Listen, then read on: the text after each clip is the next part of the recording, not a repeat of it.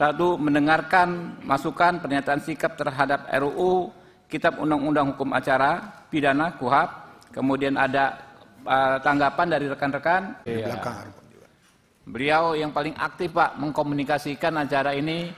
Kita kasih tepuk tangan untuk Pak Hariponto. Yang kami hormati Saudara R. Dwianto Prihartono SHMH, Ketua Harian DPN Perhimpunan Advokat Indonesia Peradi beserta jajaran. Ketua Harian Pak ya, siap. Yang kami hormati Dr. Palmer Sitomorang ya, Ketua Umum Asosiasi Advokat Indonesia beserta jajaran. Pak Palmer, sehat Pak. Yang kami hormati senior kami Saudara Dr. Magdir Ismail SH-LLM, Ketua Umum Ikatan Advokat Indonesia IKADIN beserta jajaran. Sehat Bang. Yang kami hormati Saudari Dr. Enita Adia Laksmita SH-MH, Ketua Umum Himpunan Advokat dan Pengacara Indonesia HAPI beserta jajaran. Siap. Yang kami hormati senior kami Sesepuh Komisi 3 DPR RI, ya, Saudara Trimedia Panjaitan, Ketua Umum Serikat Pengacara Indonesia SPI beserta jajaran. Mana Bang Trimed? Waduh, makin muda kelihatan Bang. Yang kami hormati Saudari Siti Jamaliah Lubis SH, Ketua Umum Kongres Advokat Indonesia. Yang kami hormati Saudara Dr. Haji Teguh Samudra SH MH, Ketua Umum Federasi Advokat Republik Indonesia Ferrari.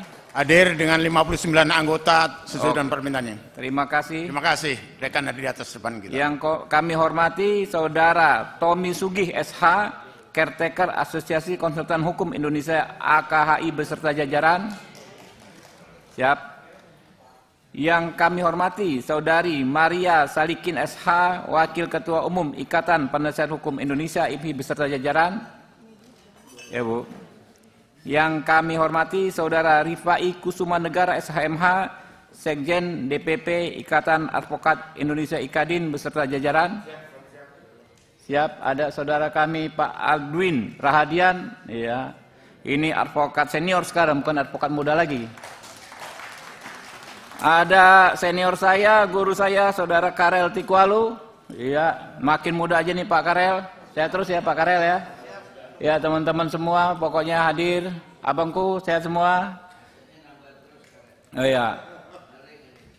Pertama-tama, marilah kita panjatkan puji syukur kehadirat Allah Subhanahu Wa Taala, Tuhan yang Maha Kuasa, karena atas perkenannya kita bisa hadir di acara hari ini, ya.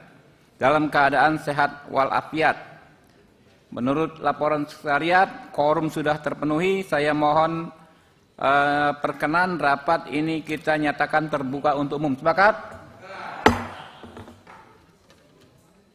Kami menyampaikan terima kasih kepada pimpinan dan anggota Komisi 3 DPR RI dan perwakilan lintas organisasi advokat pendukung pengesahan RUU KUHP beserta jajaran dan kesediaannya menghadiri rapat dengar pendapat umum pada hari ini.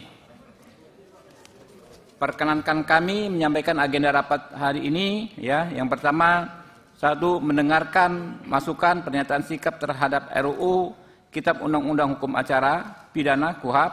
Kemudian ada tanggapan dari rekan-rekan, ya. Lalu yang ketiga, penutup. Saya mohon perkenan rapat ini kita akhiri pukul 15, bisa disepakati? Hadirin yang kami hormati, sesuai dengan pasal 73 dan 74 Undang-Undang MD3, DPR dalam melaksanakan kewenangan dan tugasnya berhak menggali setiap orang, memanggil setiap orang secara tertulis untuk hadir dalam rapat DPR dan setiap orang wajib memenuhi panggilan DPR tersebut. DPR juga berhak memberikan rekomendasi demi kepentingan bangsa dan negara. Dapat kami sampaikan bahwa DPR RI saat ini sedang menyusun dan membahas rancangan Undang-Undang Kitab Undang-Undang Hukum Acara Pidana RUU KUHP. Untuk itu kami merasa penting untuk mendengar masukan-masukan pernyataan sikap yang sifatnya membangun, termasuk dari hasil evaluasi dan pengalaman ketika menjadi advokat dan organisasi advokat. Rekan-rekan, sebagaimana kita pahami ya bahwa profesi advokat ini adalah profesi yang mulia, di mana rekan-rekan advokat ini bekerja untuk warga negara yang bermasalah dengan hukum. Ya, kita paham sekali bahwa advokat ini kebanyakan dan bahkan hampir semua memang berangkat dari bawah, ya, mendampingi orang-orang yang tidak mampu, orang-orang yang susah. Sebagian kerjanya tahun-tahun pertama pro bono, full pro bono, ya, mendampingi orang yang bermasalah dengan hukum. Karena itu komitmen Komisi 3, ya rekan-rekan yang sudah disampaikan secara umum adalah kami berkomitmen memperkuat profesi advokat, ya. Kenapa rekan-rekan hal tersebut dilakukan? Itulah demi terciptanya hukum yang adil, ya. Dengan KUHAP ini, dengan rancangan undang-undang KUHAP ini, komitmen kita mengimplementasikan penguatan profesi advokat kami harap bisa dimaksimalkan, ya. Yang hadir di sini tokoh-tokoh advokat semua, memang kalau dilihat memang ini high profile advokat semua, tapi mereka ini adalah pejuang-pejuang yang membangun karirnya dari bawah semua, ya. Kita tahu mereka banyak sekali kontribusinya, ya, membantu masyarakat, ya, menolong orang dan lain sebagainya, ya, tanpa perlindungan maksimal dari negara. Nah, ini yang kita kadang-kadang miris, ya. Advokat kalau mendampingi kliennya, bicara pun nggak boleh, ya, menurut KUHAP yang lama. Jangankan menyampaikan keberatan, ya, memperjuangkan kliennya, bicara pun tidak boleh. Bahkan kalau posisi klien yang didampingi belum tersangka, mendampingi pun tidak boleh. Seringkali seperti itu. Ya, kita ingin perbaikan, di mana perbaikan ini komitmen kita tidak mengganggu kewenangan, tidak mengurangi kewenangan, tidak menggeser kewenangan aparat penegak hukum lainnya. Kita sepakat. Jadi kalau advokat lebih berdaya, advokat lebih berperan, bukan berarti aparat penegak hukumnya kurang perannya atau lebih tidak berdaya, tidak. Yang menjadi lebih baik adalah penegak hukum kita justru akan lebih berkualitas. Itu komitmen kita dan itu sangat masuk akal. Di negara manapun yang hukumnya maju, advokatnya, peran advokatnya sangatlah dihormati tanpa mengganggu kewenangan, peran, ya, tugas penegak hukum yang lainnya, ya. Apalagi kita komitmen kita, ya, pada reformasi, pada demokrasi, hukum alamnya sudah begitu. Kita mendorong profesi ini lebih kuat sehingga bisa melindungi warga negara yang bermasalah dengan hukum. Mungkin itu pengantar dari saya. Kami, ya, rekan-rekan advokat sudah mengundang mungkin hampir 60 elemen masyarakat terkait KUHAP ini menerima masukan, ya. Kami terima semua masukan masyarakat dan semua yang RDPU di sini kami tampilkan di website ya, DPR RI. Jadi berarti bapak-bapak kan kasih bahan, ya. Selain ini rekaman live streaming anytime bisa diunduh, bahan yang tertulis juga anytime bisa diambil di website DPR. Jadi yang namanya partisipasi masyarakat dalam penyusunan RUU KUHAP ini sudah sangat-sangat maksimal. Yang namanya transparansi sudah sangat-sangat maksimal. Kami ikhtiarkan. Kami garis bawahi itu adalah ikhtiar kami.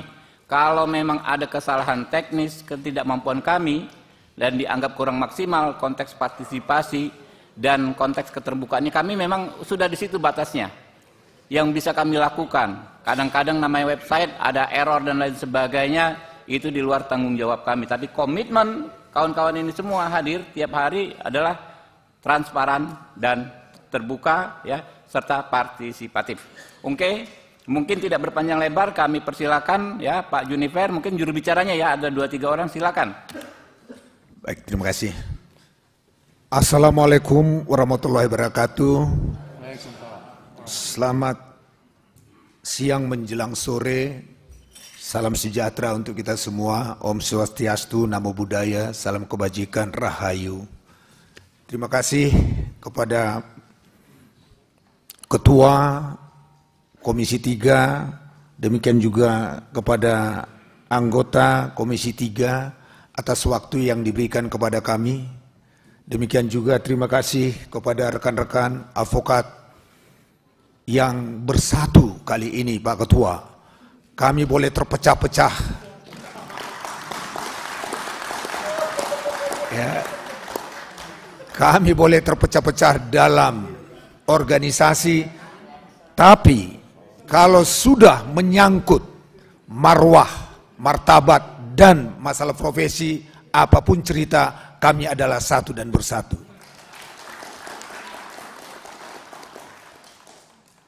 Khususnya Pak Ketua, kami ini rapatnya sangat singkat untuk acara ini. Nggak nyampe 2 hari, bisa dikoordinir, bisa bersatu membicarakan apa yang terbaik untuk pembahasan RUU KUHP. Ini kami bisa buktikan dari 13 undangan kepada kami, setiap organisasi berpartisipasi, kuotanya 50 orang. Sekarang ada di luar, mereka sudah sangat antusias mendengarkan pernyataan dari ketua nanti, kita apakan RUU KUHP ini.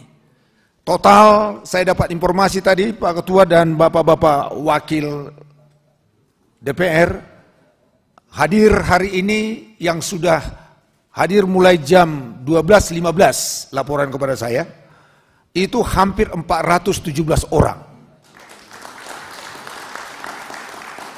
Ya, yang ada di balkon itu sebagian kecil. Ya, terima kasih kepada rekan-rekan semua. Selamat datang rekan-rekan yang di Terima balkon. kasih, terima kasih. Mohon maaf kapasitasnya terbatas ya, tapi tetap semangat ya. Ini sebagian kecil, Pak Ketua, di luar masih banyak, tapi kalau ada ruangan yang paling gede mungkin ribuan kami bisa hadirkan di sini sebetulnya. Kemudian kepada tim yang bisa menghadirkan kita di sini, khususnya kepada rekan saya Harfon, ya kita berikan aplaus dulu, Harfon. Ari Ponto berdiri dong, biar kelihatan. Ya. Ya. Saya sampai tadi malam jam 2 masih tektok terus ini ketua. Yang hadir ketua organisasinya siapa? Ya, siapa yang hadir? Dan di web mau di WA juga terjadi komunikasi yang sangat baik sekali. Jadi jangan kaget Pak Ketua, kami memakai baju kebanggaan kami supaya memperlihatkan bahwa kami adalah pejuang hukum. Ya, yang selalu membela kebaikan dan kebenaran. Ini yang prinsip. Nah, oleh karena Pak Ketua, kenapa kehadiran kami hari ini? Ini perlu kami konfirmasi, adalah hari Kamis kalau tidak salah Pak Ketua, saya masih hadir di sini membawa korban kriminalisasi di dalam menjalankan profesinya seorang advokat. Kemudian tanggal 24 Maret kami sudah RDPU juga di sini. Tapi tiba-tiba hari Jumat saya pribadi kaget dan kawan-kawan juga kaget. Pak Ketua membuat statement yang menyatakan bahwa RUU KUHP terancam tidak dilanjutkan, dan yang paling mengerikan akan dibatalkan. Kebayang kami kalau ini dibatalkan, pengalaman kita membahas undang-undang bisa tidak bangkit lagi. Itu akan terkubur dan bisa menjadi kerugian bagi kami advokat, khususnya di dalam RUU KUHP ini. Kenapa? Karena RUU KUHP ini adalah ya penegakan hukum pidana. Yang kedua, KUHP ini adalah tata cara prosedur pelaksanaan pidana. Sementara KUHP akan berlaku tahun 2006. Lantas, kalau tidak ada hukum acaranya, kami berkesimpulan materi-materi yang ada di KUHP menjadi hambar. Apa itu? Yang pertama, bagaimana pengaturan mengenai restoratif justice. Kemudian bagaimana hakim memutus dengan menyatakan punya kewenangan sekarang memutus dengan pemaafan. Dan banyak lagi yang harus diatur di dalam hukum acara pidana. Nah, oleh karenanya dengan situasi yang Pak Ketua buat di running text dan kemudian berita online, kami bersatu hadir kemari untuk dengan harapan agar RUU ini tetap dilanjutkan pembahasannya, dan harapan kami bahwa RUU ini bisa diundangkan atau disahkan pada tahun ini untuk menyongsong tahun 2026. Kami sebentar juga akan membuat kesepakatan atau statement bersama yang kami sudah siapkan. Kemudian yang kedua, Pak Ketua, kami dari advokat mengucapkan terima kasih ya bahwa RUU ini sudah sangat maju dibandingkan dengan Undang-Undang Nomor 8 Tahun 81 KUHP. Kami boleh catatkan menjadi referensi dan kami sampaikan kepada kita yang hadir di sini, ada catatan kami. Tetapi catatan ini masih sebagian kecil. Nanti rekan-rekan kami sudah menyiapkan juga materi, usulan lebih lanjut yang kami akan serahkan. Kiranya bahan ini menjadi referensi untuk pembahasan undang-undang atau KUHP lebih lanjut. Saya izinkan membacakan yang sangat penting catatan kami di dalam grup. Yang pertama, kami setuju mereformulasi pasal 33 ayat 2 RUU KUHP bahwa keberatan advokat wajib dicatat oleh penyidik dalam BAP. Kemudian setuju mereformulasi pasal 140 RUU KUHP dengan memasukkan hak imunitas advokat, yaitu advokat tidak dapat dituntut baik secara perdata maupun pidana dalam menjalankan tugas profesinya dengan etikat baik untuk kepentingan pembelaan klien baik di dalam maupun di luar pengadilan. Kemudian setuju, ini penting sekali Pak Ketua, dalam RAP RDPU kami melihat ini tidak tergambar. Saya baca dari usulan pemerintah. Padahal pada saat kita RDPU di sini, praksi-praksi sudah menyetujui pasal 142 ayat 3. Apa itu? Yaitu tentang larangan-larangan terhadap advokat, antara lain larangan advokat berkomunikasi dan mengunjungi tersangka terdakwa terpidana, larangan advokat memberikan pendapat di luar pengadilan terkait permasalahan kliennya. Pada saat kita RDPU, kita sudah sepakat bahwa ini dicabut dan dibatalkan. Dan memang sudah dicabut, Pak. Pak, terima kasih. Mohon kepada advokat. Terima kasih. Kalau ini tidak dicabut, kontradiksi dengan 140. Terima kasih sekali lagi kepada yang mulia anggota DPR, pemerintah juga demikian. Kemudian yang ketua, catatan kami tambahan yang tertinggal yaitu reformulasi pasal 1 angka 13 RUU KUHP ya, yang memuat definisi upaya paksa, di mana upaya paksa menetapkan tersangka, penangkapan, penahanan dan lain-lain, tapi juga mencakup pemblokiran, penyegelan, pemutusan akses sebagai bagian dari upaya paksa. Ini juga harus menjadi bagian dari bisa kita ajukan pra peradilan. Ini penting sekali. Karena mohon maaf segala maaf, kami advokat merasakan aparat, penyidik, malahan penyelidikan bisa melakukan pemblokiran semena-mena. Ya, ini ada catatan dari rekan-rekan, nanti ada catatannya. Ada apa? Ini yang selalu kami katakan bahwa terjadi penyanderaan. Ya, terjadi penyanderaan yang akhirnya terjadi tidak transparansi di dalam prosesnya. Kemudian pasal 1 angka 11 RUU KUHP ini juga penting kami meminta dan minta suatu hak dari kami, yaitu apa di sana dikatakan bahwa advokat adalah bagian dari penegak hukum. Jadi kami harus jelas statusnya, ya, itu harus tercakup dan secara tegas dimuat di dalam RUU KUHP. Kalau enggak, kami ini rekan-rekan APH yang lain dikatakan, lu siapa? Statusmu di mana? Sementara kita menjalankan undang-undang. Nah, ini penyetaraan, setara kita dengan penegak hukum yang lain. Baik, selanjutnya Pak Ketua, ada reformulasi lagi pasal 5 ayat 2 KUHP yaitu ini penting sekali, yaitu menghapus kewenangan penyelidik untuk melakukan penahanan. Yang berhak melakukan penahanan itu adalah penyidik. Kita bisa bayangkan penyelidik adalah mencari bukti-bukti dan menetapkan tersangka. Belum ditetapkan tersangka, sudah punya hak untuk melakukan penahanan. Ini penting sekali, ini kontradiksi. Ya, ini koreksinya. Kemudian reformulasi angka 114 pasal 151 angka 1 RKUHP, di mana tidak hanya tersangka, pelapor, penyidik berhak mengajukan pra peradilan. Ini kelanjutan saya mengatakan tadi.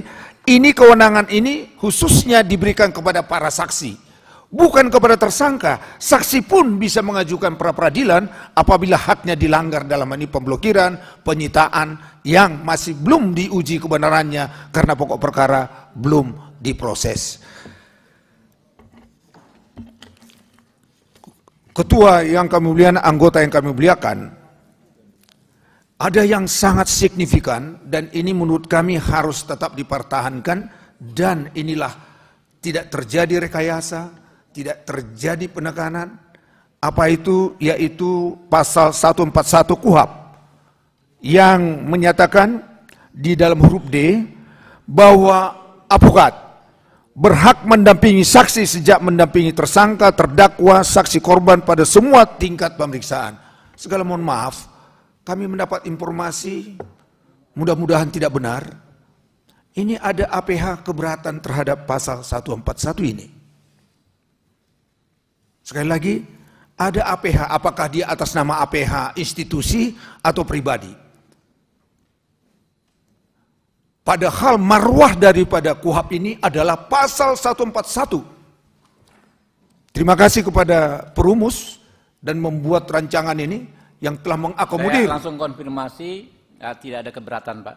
Terima kasih. Jadi itu baik, disepakati. Advokat mengucapkan terima kasih kepada Komisi 3. Inilah catatan kami, Pak Ketua, masih banyak tetapi kami sepakat, teman-teman, bahannya kami akan serahkan kepada ketua dari setiap organisasi, ya, secara organisasi bahan-bahan yang sudah disiapkan dari Pak Magdir, dari Pradi Soho, mohon maaf ini Pradi ada 3 ini Pak Ketua, tapi hari ini kami bersatu, ya, dan dari 13 setiap organisasi sudah menyiapkan Pak Ketua, kami akan serahkan kepada Pak Ketua, ya, bahan-bahannya untuk nanti bisa menjadi bahan lebih lanjut. Kemudian Pak Ketua, sebelum kami menyatakan pernyataan sikap, izinkan nanti Pak Ketua dan kepada para anggota, apakah masih diberikan waktu nanti kawan-kawan ada yang memberi masukan? Jadi gini, sebelum pernyataan sikap nanti teman-teman mungkin ada 2, 3, 4 orang mungkin ya. Silakan ya. Ya. Baik. Baru terakhir baru pernyataan sikap. Baik, terima kasih. Kalau begitu ada bahan yang sudah disiapkan kemarin dari saudara. Kalau boleh, mohon maaf kepada rekan-rekan, jangan lagi mengulangi yang saya sudah sampaikan. Kalau ada di luar itu, silakan dari Palmer. Habis Pak Palmer, Pak Hotman ya, Bang ya. Nanti. Habis Pak Palmer, Pak Hotman. Oh, Pak Hotman. Ya. Baik. Habis ya. Terima kasih pimpinan rapat. Saya Palmer Situmorang, Ketua Umum Asosiasi Advokat Indonesia, dan juga teman-teman saya Asosiasi Advokat Indonesia yang dalam sebentar lagi mengadakan rekonsiliasi pertama di Indonesia. Ada rekan Arman Hanis, Ranto tadi mungkin nggak sempat atau terblok di luar, nggak bisa masuk.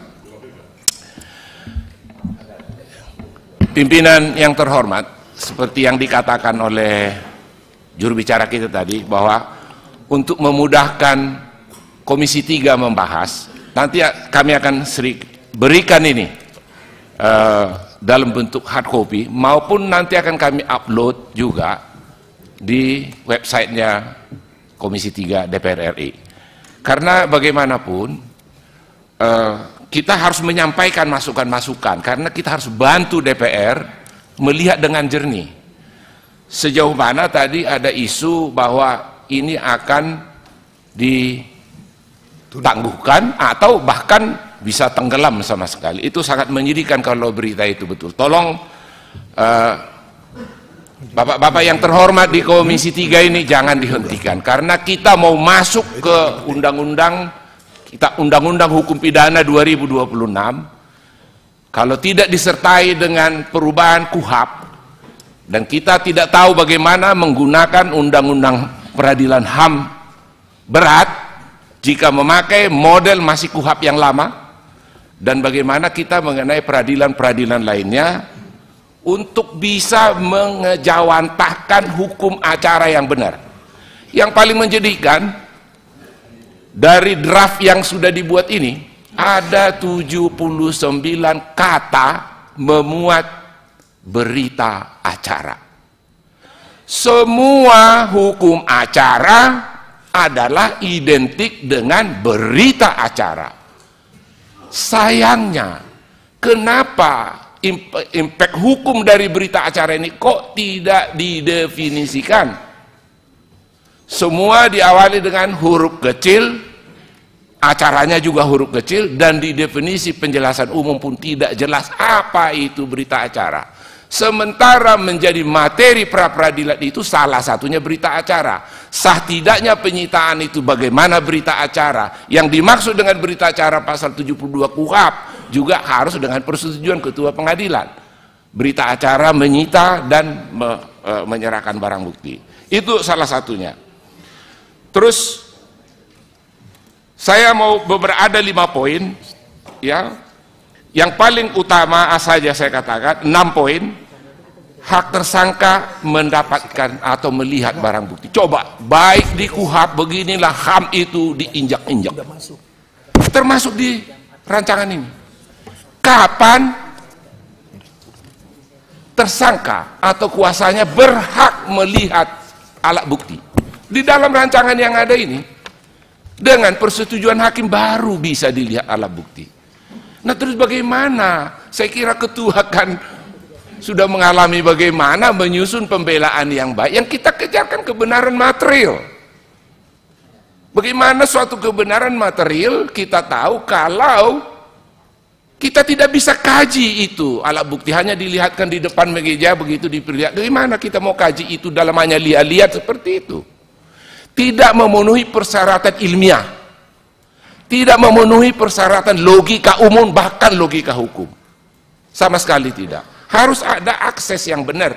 Tolong nanti Bapak yang terhormat di Komisi 3 ini meninjau itu.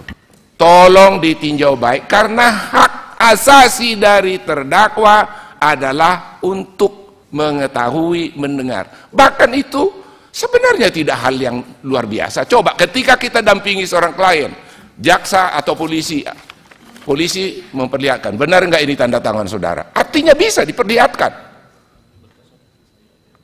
Ya, terus yang berikutnya mengenai pra-peradilan.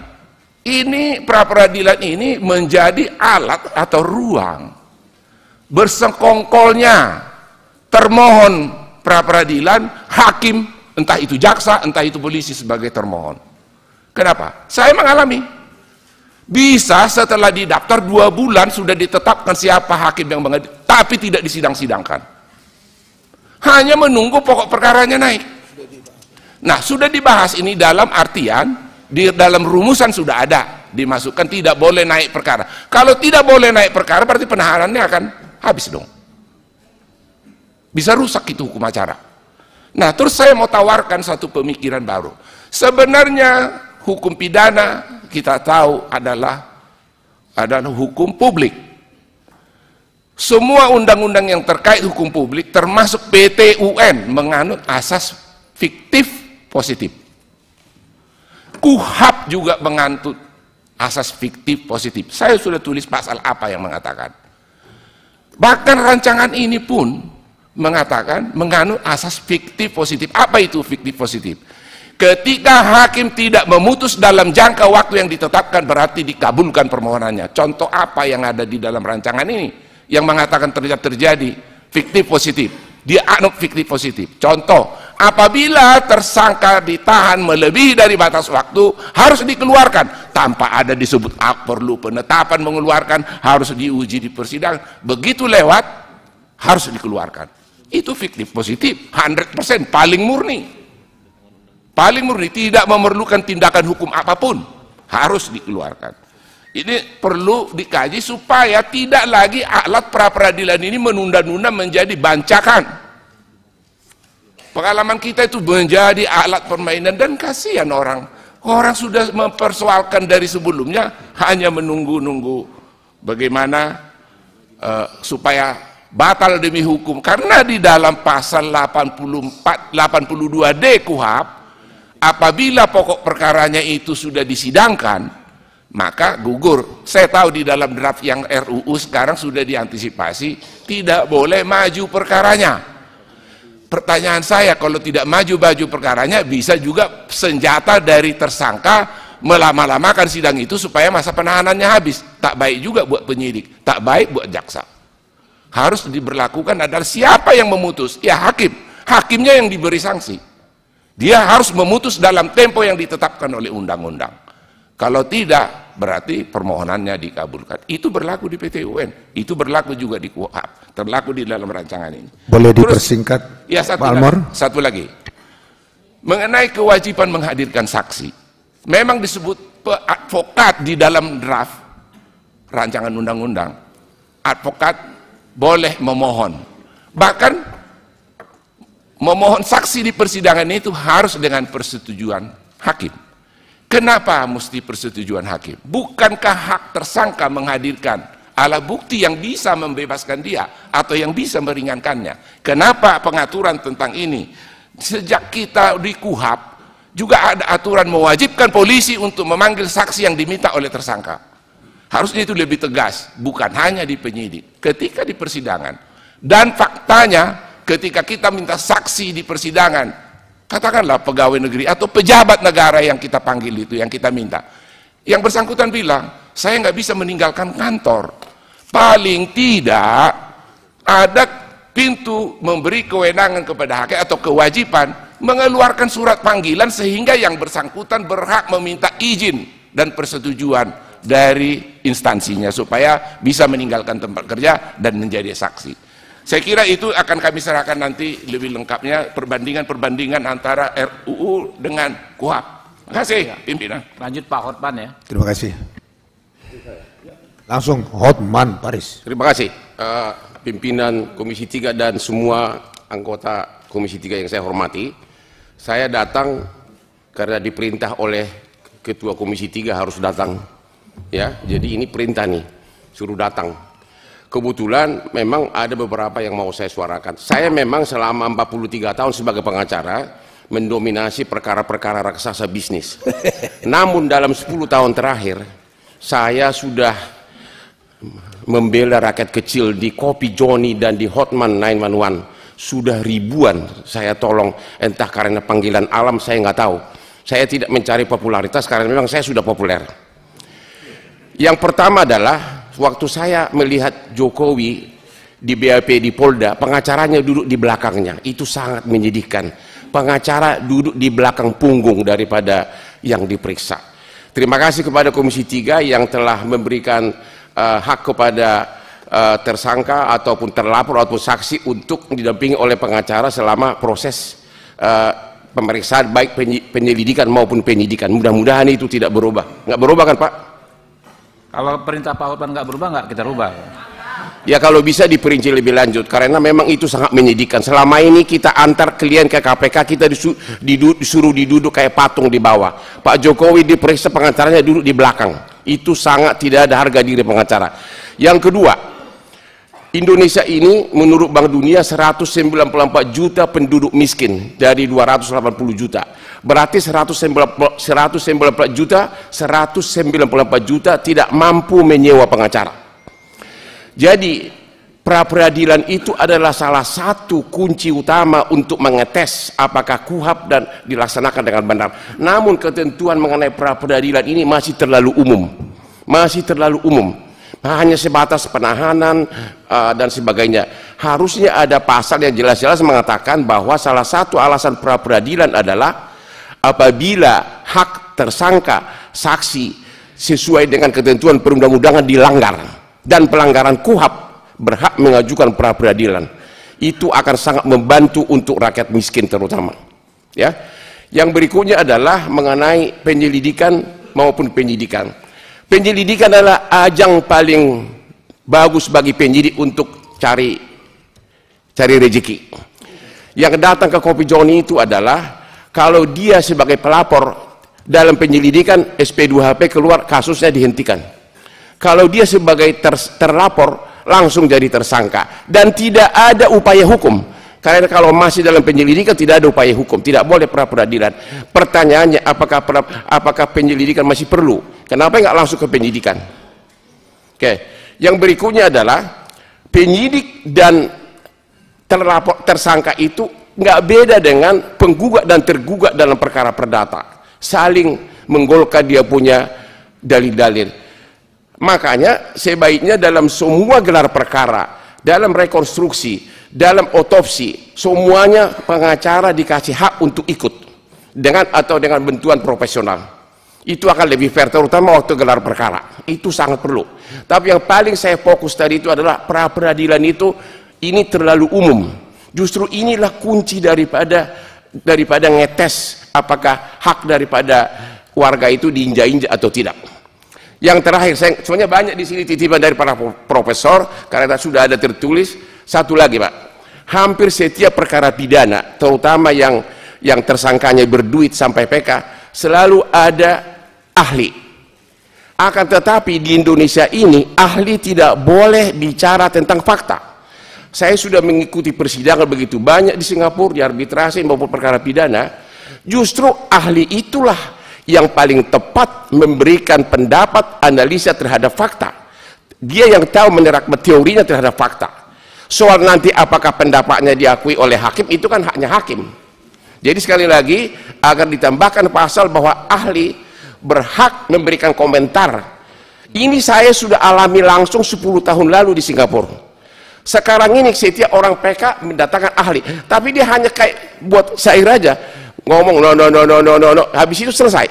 Tidak pernah diterapkan teori-teorinya itu terhadap fakta kejadian. Itu akan lebih seru dan akan lebih mendalam mengenai kasusnya. Saya kira hanya itu aja. Tolong saya hanya fokuskan pra-peradilannya itu terlalu umum. Rakyat haknya terinjak-injak. Justru itulah kesempatan untuk menghentikan kasus. Jangan hanya soal sah tidaknya penahanan, tapi setiap hak daripada tersangka maupun saksi yang dilanggar menurut peraturan perundang-undangan ataupun yang melanggar KUHP berhak sebagai alasan pra-peradilan. Itu baru Komisi 3 menjadi pahlawan. Jangan lupa, yang datang ke Kopi Joni itu dulu-dulunya berkuasa loh, Pak. Ada yang tentara, ada yang Komisi 3, ada yang DPR. Tapi ada waktunya bapak-bapak itu akhirnya pensiun. Pada saat itulah Anda tidak punya power. Pada saat itulah anak cucu saudara datang ke Kopi Joni mengemis-ngemis keadilan. Jadi kalau kalian bikin sekarang yang lengkap, Anda menjadi pahlawan. Terima kasih. Ya. Silakan. Terima kasih.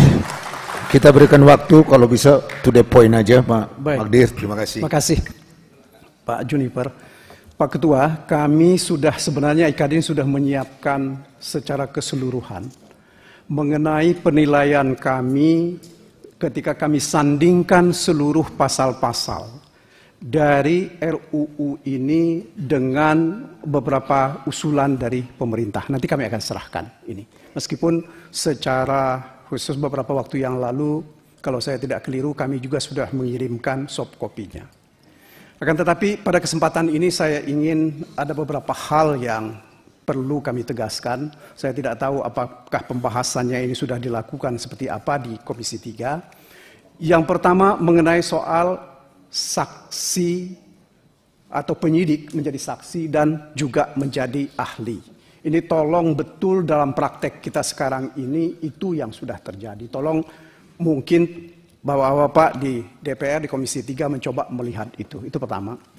Kemudian yang kedua, saya kira saya juga pernah menyampaikan mengenai soal unfit to stand trial. Khususnya perpanjangan penahanan dari pasal 99 ayat 1, itu dijadikan alasan karena katanya misalnya karena orang itu sakit sehingga dia harus juga ditahan. Karena misalnya karena ada kegilaan dari orang itu. Menurut hemat kami, mestinya orang seperti ini tidak bisa ditahan, tetapi justru dimasukkan ke rumah sakit. Karena inilah yang kita sebut dengan unfit to stand trial. Kemudian kalau teman-teman tadi mengatakan soal pra-peradilan, yang menjadi persoalan pokok kita selama ini dalam praktek hukum kita, yang menjadi alasan untuk menetapkan seorang menjadi tersangka itu hanya dua. Kalau ada dua bukti permulaan, cukup selesai sampai di situ.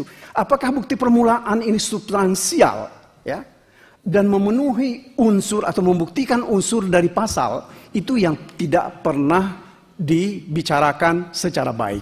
Jadi sehingga menurut hemat kami, kalau misalnya syarat untuk orang melakukan pra-peradilan itu karena salah satu di antaranya kalau penetapan tersangkanya, karena misalnya bukti permulaannya itu yang pertama itu harus substansial dan yang kedua relevan dengan pasal yang dipersangkakan.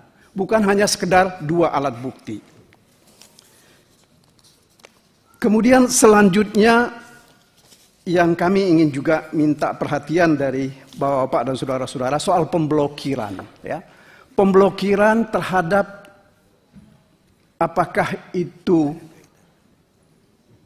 rekening atau juga bahkan sertifikat dan lain-lain, ini juga tolong diperhatikan betul, mestinya ada batasan. Apa batasan sesuatu itu bisa diblokir? Karena sepanjang yang praktek yang terutama terakhir-terakhir ini, ada uang perusahaan yang tidak ada urusannya dengan perkara atau yang sedang diperkarakan itu diblokir. Akibatnya perusahaan-perusahaan itu tidak bisa membayar gaji. Sama Ferrari, Lamborghini disita. Nah, itu dia tuh. Itu yang 10 tahun lalu. Nah, itu yang kedua. Selanjutnya satu lagi yang menurut hemat saya yang tidak kalah pentingnya adalah mengenai PK. Larangan PK oleh kejaksaan. Karena saya ingat betul pada undang-undang kejaksaan itu ada haknya jaksa untuk kasasi demi hukum. Nah, kalau mereka sudah punya hak kasasi demi hukum, mestinya mereka nggak boleh lagi PK. Tetapi sepanjang yang saya ingat, kasasi demi hukum ini tidak pernah digunakan oleh Kejaksaan Agung. Selanjutnya yang kami juga minta perhatian adalah mengenai keterlibatan hakim pengawas dalam eksekusi. Bapak dan saudara-saudara, cukup banyak terakhir-terakhir ini, terutama perkara-perkara yang menyangkut uang banyak, ya. Eksekusi itu selalu ditunda-tunda.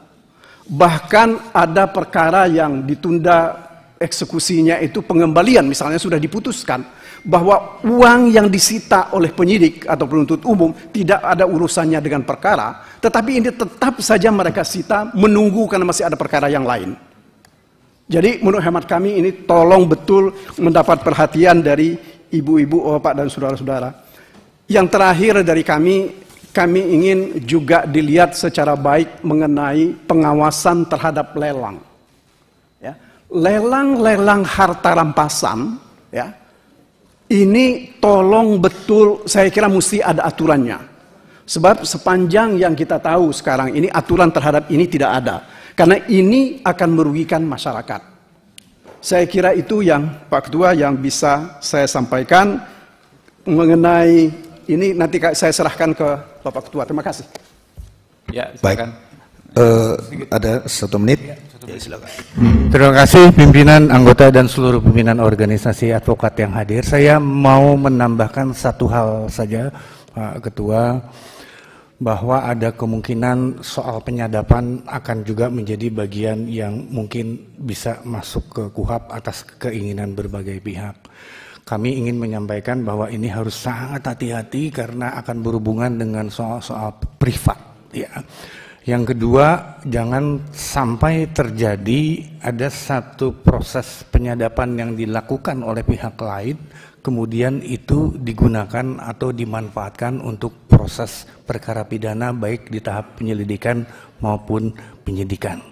Dan yang terakhir adalah juga jangan sampai terjadi bahwa hal yang dilakukan mengenai tindakan penyadapan itu sebelum ada proses penyelidikan itu dilakukan dan kemudian digunakan pada saat melakukan penyelidikan dan penyidikan. Jadi tambahan saya adalah itu, mohon agar sangat hati-hati soal penyadapan ini. Demikian, terima kasih.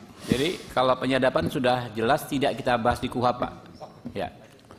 Baik, Ketua, melihat waktu, izinkan kami membuat pernyataan sikap bersama Koalisi Organisasi Advokat Pendukung Pengesahan RUU KUHP.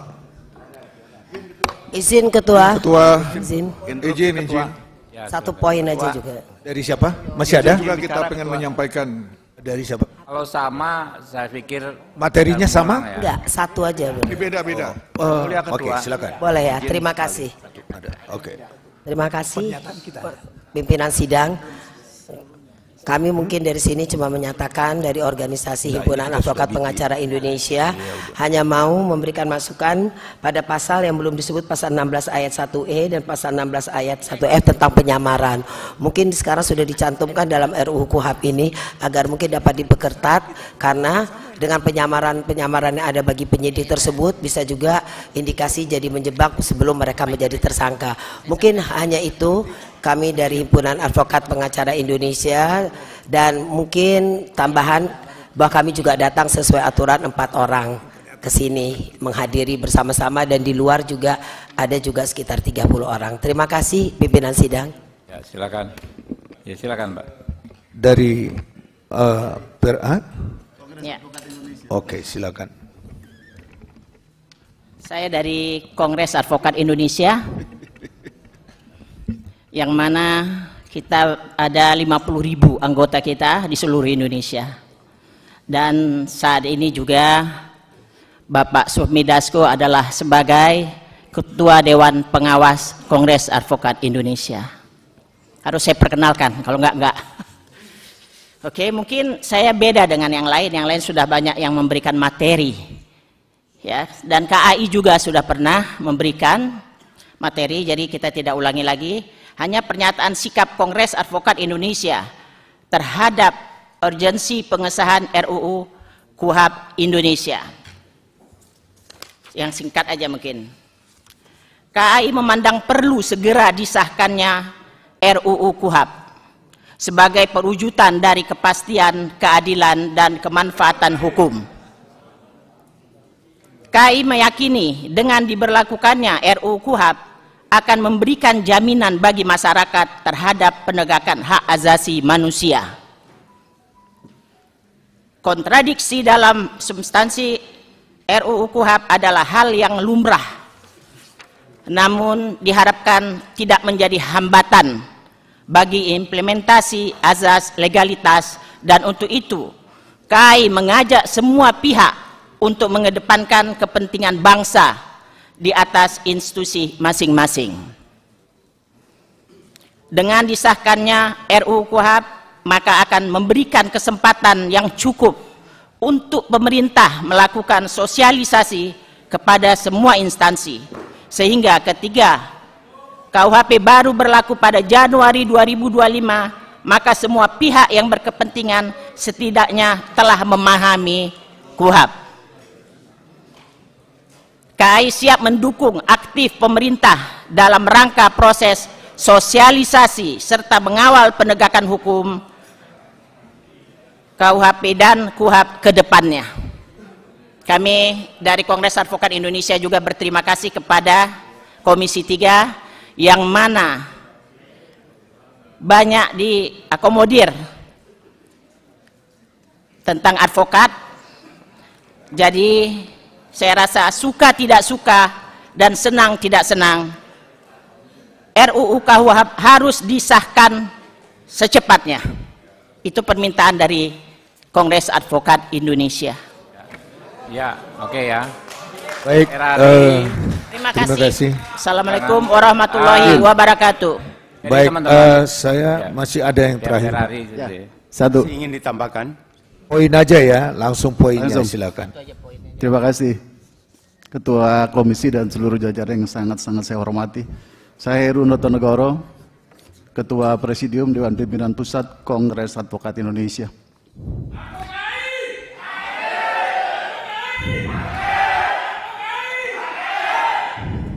Oke, langsung saja satu poin ini yang saya yakini tidak ada di rancangan undang-undang manapun untuk memastikan prinsip diferensiasi fungsional yang hakiki. Kongres Advokat Indonesia tetap mengusulkan substansi baru yang sebelumnya tidak ada dalam rancangan undang-undang KUHP maupun pada DIM pemerintah, yaitu hak penjaminan advokat yang diberikan kepada advokat selaku penasihat hukum dalam hal adanya tindakan upaya paksa terkait dengan penangkapan dan penahanan. Substansi ini mengacu pada prinsip para pihak berlawanan secara berimbang, sebagaimana yang dikenal dengan sistem adversarial yang harus menjamin keseimbangan antara hak penyidik, hak penuntut umum, hak hakim, dan atau hak atau kewenangan yang dimiliki tersangka atau terdakwa dan atau advokat dalam sistem peradilan pidana terpadu tanpa mengurangi kewenangan aparat penegak hukum yang lain. Selain itu, hal ini juga selaras dengan penjelasan angka Romawi 1 umum huruf G tentang penguatan peran advokat. Hal lain yang perlu kami sampaikan bahwa Kongres Advokat Indonesia pada dasarnya menyetujui untuk rancangan ini dilanjutkan hingga disahkan. Dan mohon dicatat bahwa kehadiran kami, para pimpinan advokat, tidak sebatas dijadikan stempel belaka. Terima kasih. Wassalamualaikum warahmatullahi wabarakatuh. Baik.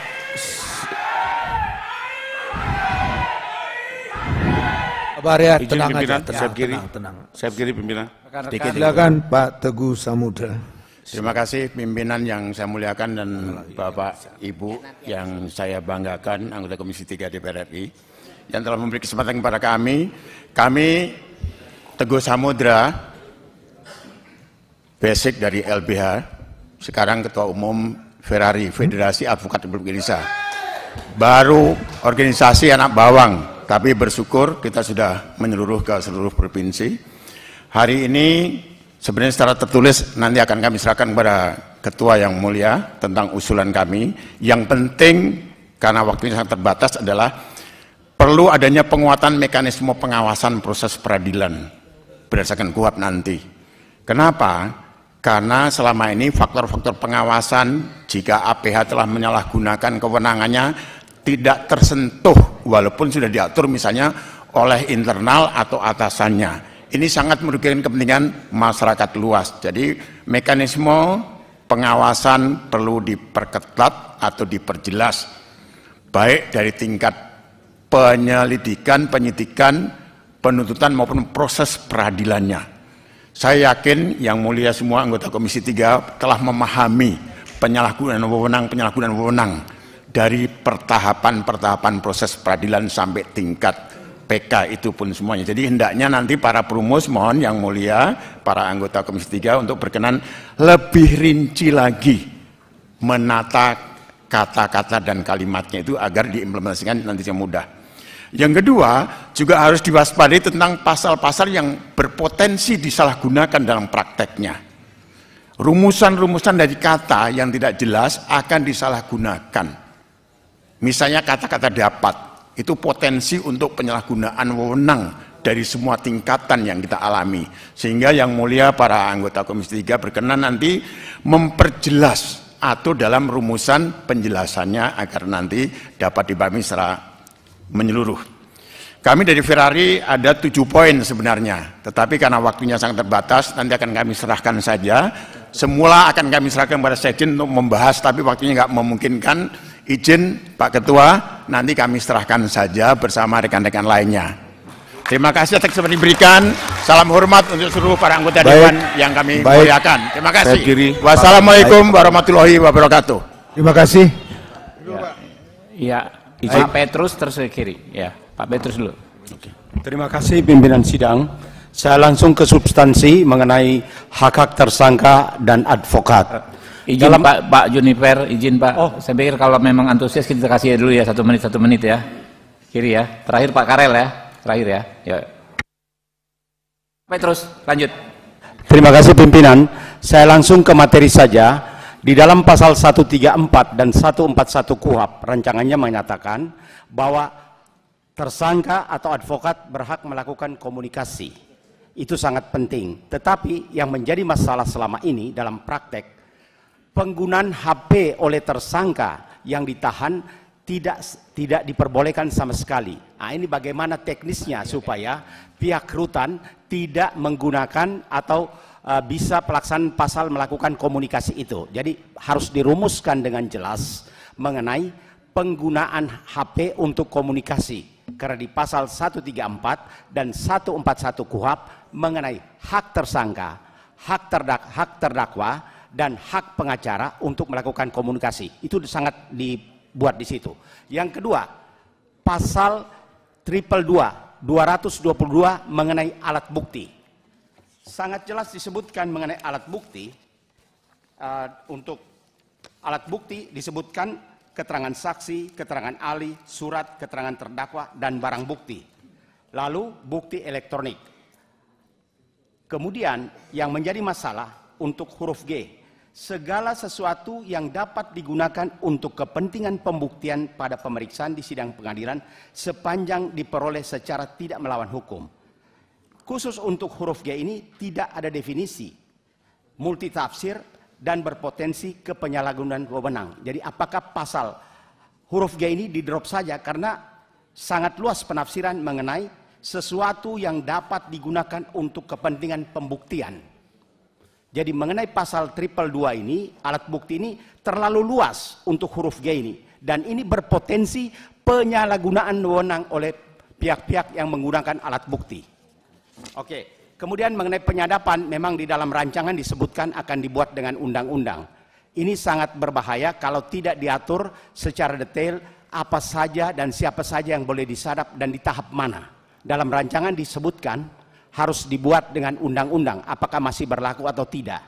Kedua, ada beberapa pasal dalam RUU ini yang diperlukan dengan peraturan pemerintah. Misalnya tentang pengakuan terdakwa untuk perdamaian. Disebutkan harus dengan PP. Bagaimana saat berlakunya KUHP di 2023, kalau PP-nya belum ada, apakah bisa dipakai pedoman RJ untuk penyelesaian secara alternatif perdamaian ini? Ya, sekian dan terima kasih. Rekan saya dari Jawa Tengah ingin menambahkan. Mohon waktu. Terima kasih pimpinan. Saya kira saya minta waktu Pak karena jauh dari Jawa Tengah Pak. Karena mau tolong pahami Pak. Kami jauh-jauh ke sini Pak. 1 menit Pak.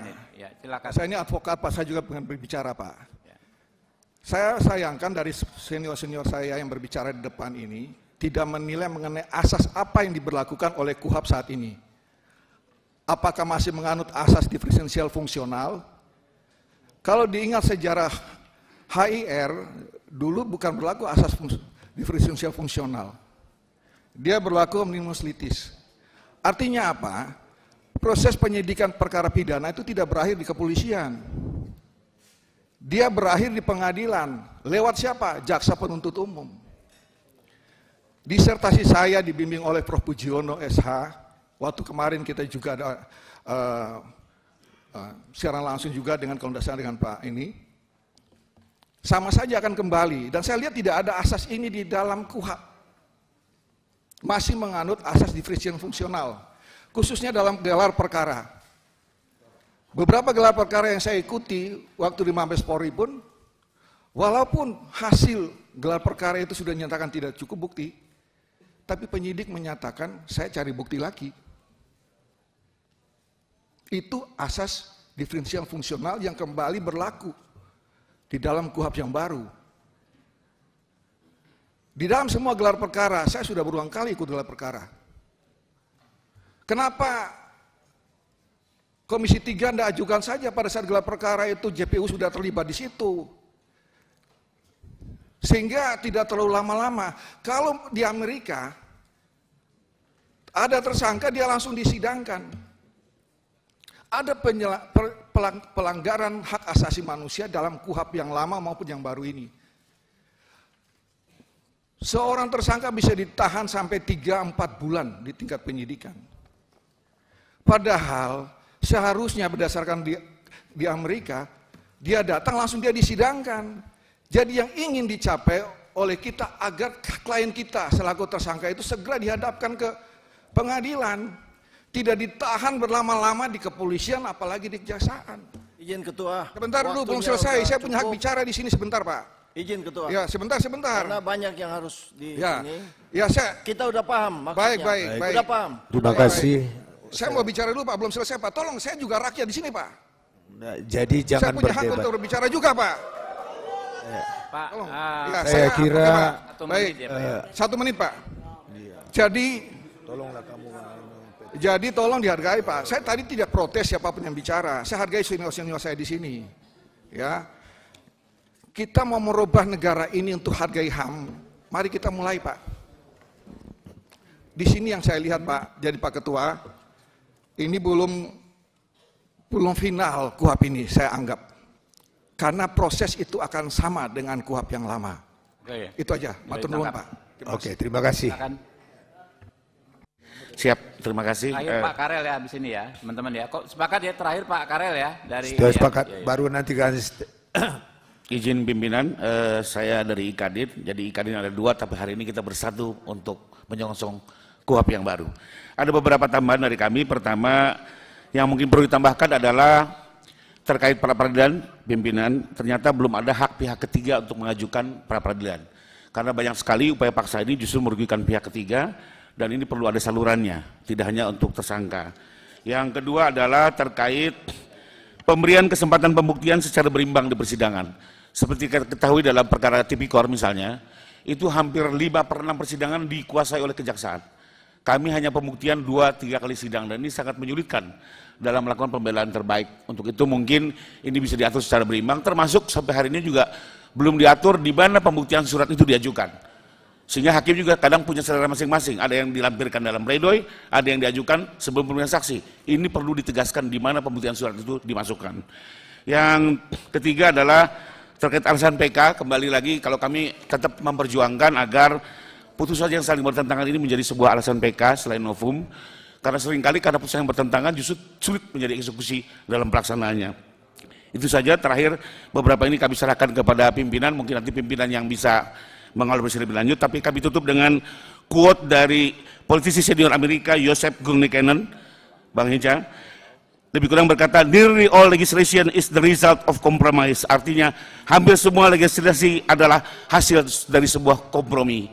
Sehingga kami menolak aspirasi sekelompok pihak yang ingin membatalkan bahkan menghentikan KUHP yang sudah kita nanti selama 15 tahun terakhir. Sekian dan terima kasih. Ya, Pak Karel silakan terakhir ya Pak ya. Terima kasih Ketua dan anggota Komisi 3 yang saya muliakan.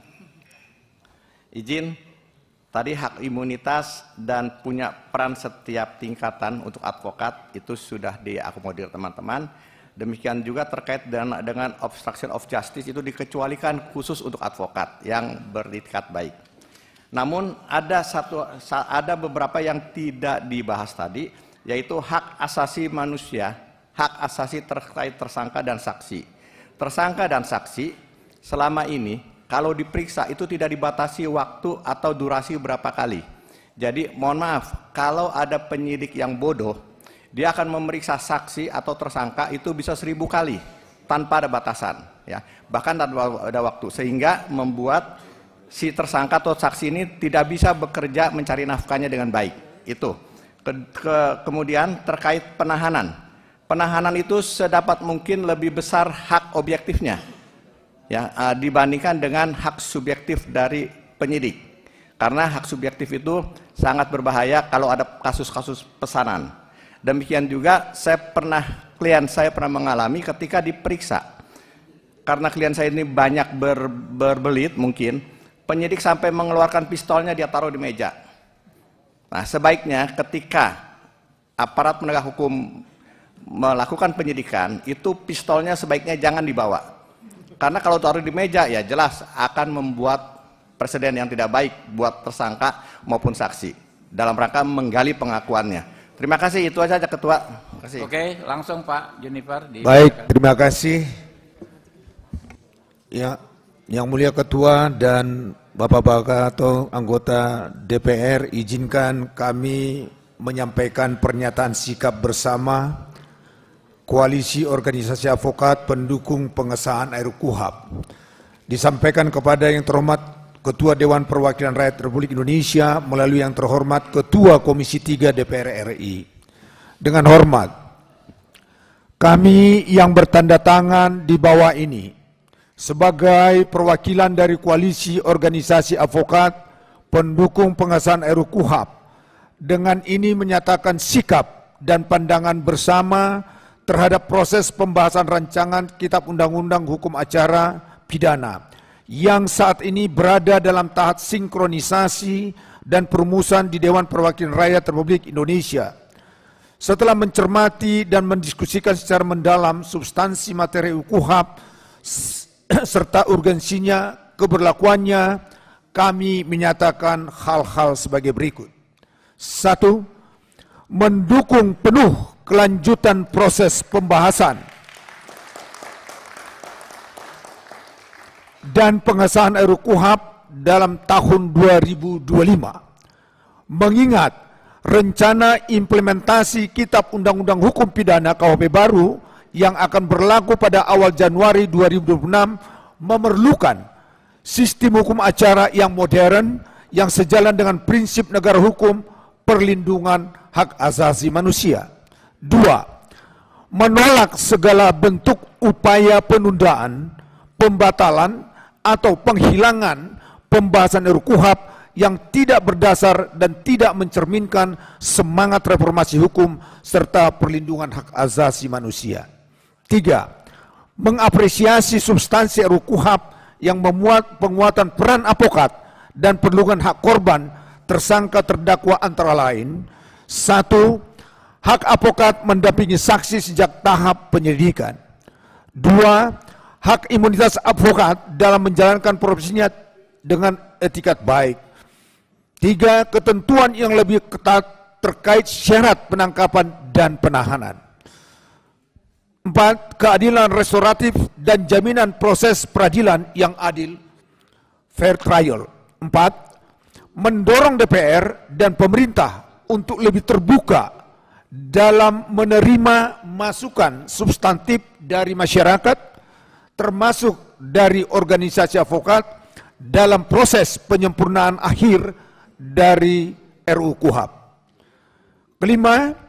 Menyerukan kepada seluruh fraksi di DPR untuk tidak tunduk pada tekanan kelompok-kelompok tertentu yang mencoba menggagalkan pembahasan dan pembahasan RUU-KUHP dengan alasan-alasan yang tidak dapat dipertanggungjawabkan secara akademik maupun konstitusional. 6. Menegaskan Koalisi Organisasi Advokat siap mengawal dan mendukung pengesahan RUU-KUHP secara aktif dan konstruktif sebagai bentuk tanggung jawab profesi dalam memperbaiki sistem peradilan pidana di Indonesia. Demikian pernyataan sikap bersama ini kami sampaikan sebagai bentuk kepedulian, partisipasi dan tanggung jawab moral kami terhadap pembangunan hukum nasional yang berkeadilan dan menjunjung tinggi hak asasi manusia. Atas perhatian dan komitmen DPR RI kami ucapkan terima kasih, hormat kami, Koalisi Organisasi Advokat pendukung RUU-KUHP. 1. Saudara Hotman Paris Hutapea. 2. Juniper Girsang. 3. Saudara Riwanto Fihartono. 4. Palmer Situmorang. 5. Saudara Magdir Ismail. 6. Enita Adilaksmita.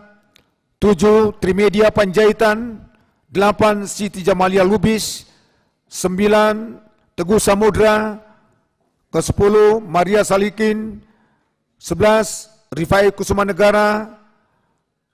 Ke-12 AKHI Asosiasi Konsultan Hukum Indonesia. Yang menandatangani adalah Ketua Umum dan ini semua diketahui dan diterima dan setuju seluruh anggota yang berada di bawah organisasi yang hadir hari ini, dan hari ini ada 415 yang siap bersama kita. Demikian pernyataan bersama kami. Ada yang kelewat? Siapa? Kongres Advokat Indonesia. Tidak disebutkan dalam koalisi ini. Siapa? Kongres Advokat. Heru Notonegoro. Oh ya, Kongres Advokat mohon maaf, Indonesia. kesalahan saya tidak sebut Heru ada. Ya, ada Heru, mohon maaf. Ya, terima kasih. Baik, secara resmi kami menyerahkan ketua dan kemudian izinkan kami juga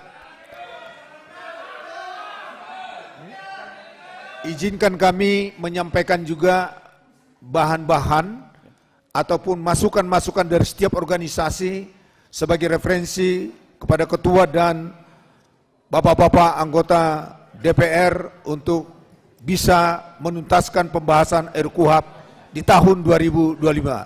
Sekali lagi, terima kasih atas waktu dan kesempatan yang diberikan kepada kami. Ya, Wassalamualaikum warahmatullahi wabarakatuh. Waalaikumsalam. Mungkin satu aja ya, satu atau dua ya, paling banyak ya dari rekan-rekan ya. Pak Abduh silakan. Pak Tandra, dan Pak Hinca ya, Pak Abduh dan Pak Hinca memberikan tanggapan, silakan. Silakan Pak Abduh. Ya, bismillahirrahmanirrahim. Assalamualaikum warahmatullahi wabarakatuh. Pak Abdullah PKB.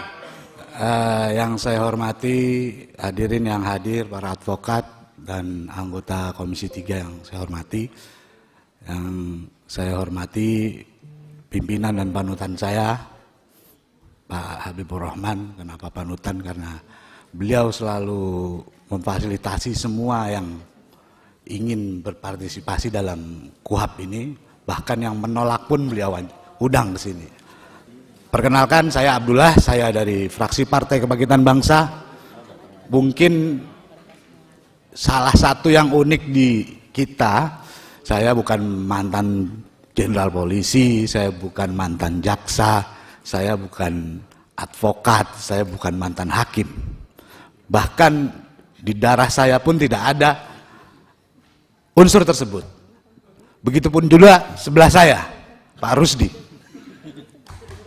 Beliau juga tidak ada di darah beliau unsur-unsur tersebut. Oleh karena itu, bagi kita Partai Kebangkitan Bangsa, yang saya perjuangkan adalah hadirnya ruh keadilan, hadirnya reformasi hukum yang berkeadilan. Oleh karena itu, ketika teman-teman hadir di sini, ini bagi saya energi positif. Dan saya selaku perwakilan dari Partai Kebangkitan Bangsa mendukung dan mendorong penuh bahwa KUHP ini harus segera dijalankan. Kita tidak berpihak pada satu elemen unsur aparat penegak hukum siapapun. Kita murni hadir di sini berbicara dengan apa situasi keadilan yang ada di bawah kriminalisasi, intervensi hukum, dan lain-lain. Oleh karena itu, bagi saya KUHP ini memang harga mati harus dijalankan. Terima kasih pimpinan. Ya, Pak Hinca ya.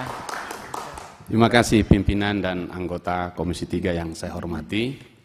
Saudara-saudara sekalian, para advokat dari seluruh Indonesia yang hadir di Komisi 3, rumah keadilan untuk kita semua.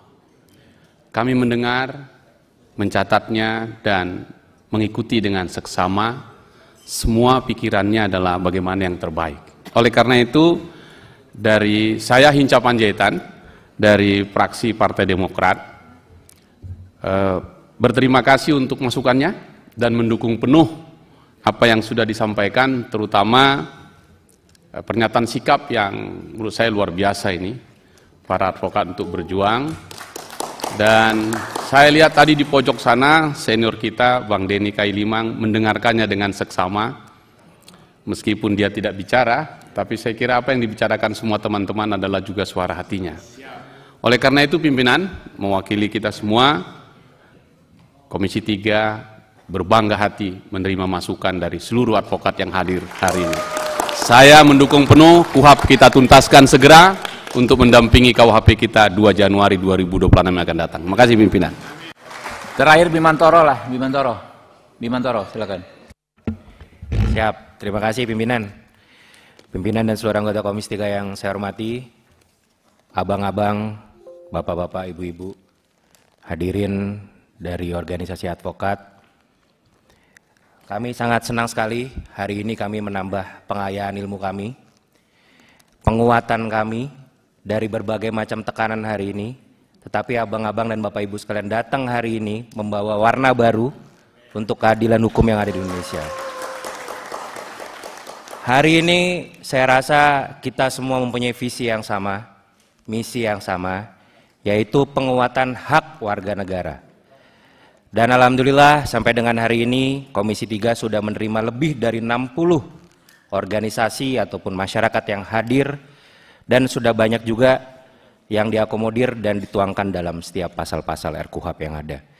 Mungkin hari ini penambahan ilmu ini bisa menyempurnakan draft akhir KUHP, dan saya mendorong agar KUHP ini terus dilanjutkan dan bisa disahkan, karena kita sama-sama melihat semangat keadilan hari ini untuk memperbaiki hukum kita, yaitu untuk penguatan hak warga negara tertera di KUHP kita yang baru. Melalui penguatan advokat, pendampingan hukum, dan impunitas advokat, saya yakin tidak ada lagi ke depan warga negara yang terzolimi. Tidak ada lagi keadilan yang tidak bisa didapatkan oleh warga negara yang tidak mempunyai apa-apa, tapi tetap harus berjuang melawan hukum. Saya yakin penguatan ini bisa diwakili oleh teman-teman dan rekan-rekan advokat. Mungkin itu saja pimpinan, terima kasih. Assalamualaikum. Cukup rekan-rekan anggota? Ya, saya pikir cukup ya rekan-rekan, kita terima dulu ya. Silakan Pak, disampaikan sini. Iya, iya. Izin Ketua, tadi saya protokol sampaikan indah sekali, karena ini komitmen kami, izinkan kami menandatangan pernyataan ini di depan Ketua dan anggota DPR. Siapkan mejanya aja pimpinan. Silakan. Sudah ditandatangan kan? Enggak apa-apa, nanti berapa. Oke. Nah, biar tantangan di sini ya. Kongres Advokat Indonesia. Pak Heru silakan. Silakan Pak Heru. Masing-masing kapoksi ya. Pak Heru.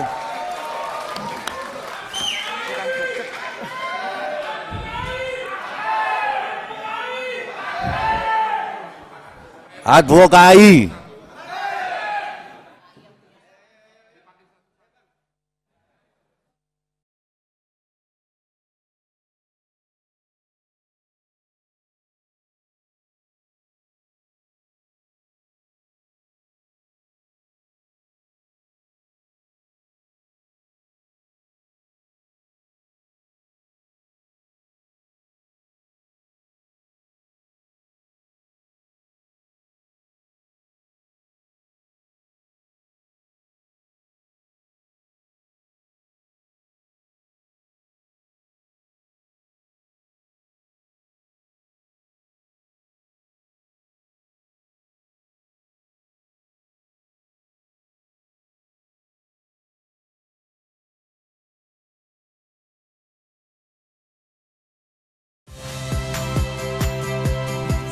Rizka Clarissa.